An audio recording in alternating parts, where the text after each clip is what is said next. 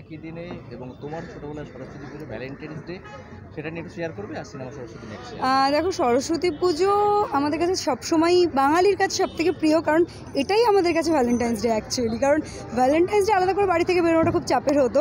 সরস্বতী পুজোর নাম করে অনেক বেরিয়ে এদিক ওদিক তো ছিলই, এই স্কুল ওই স্কুল, ছেলেদের স্কুল, সেগুলো তো ছিলই।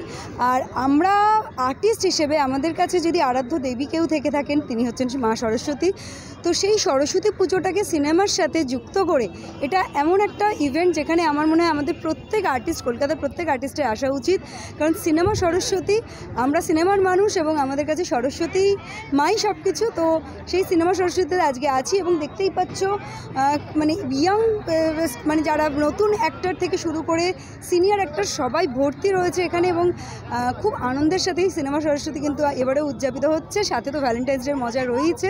তো সব মিলিয়ে আমার মনে হচ্ছে সিনেমা সরস্বতী এবারে খুব একটা হিট একটা ইভেন্ট হচ্ছে। সিনেমা সরস্বতী এই সরস্বতী পুজো বা ভ্যালেন্টাইন্স ডে বলো, তার পরের দিনই তোমার ছবি রিলিজ করছে আর কি। হ্যাঁ, এটাও তো একটা অন্য ফিলিংস যে। হ্যাঁ, অবশ্যই।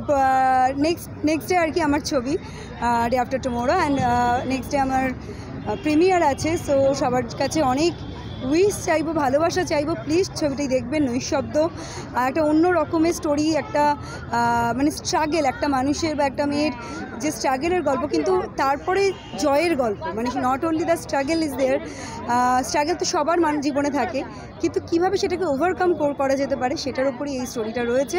সো অশোক বিশ্বনাথন আছেন এবং অনেক ভালো ভালো আর্টিস্ট এবং মানে পুরো ক্রিউটাই খুব ভালো কাজ করেছে। সো প্লিজ মুভিটা দেখবেন, ভালো লাগবে।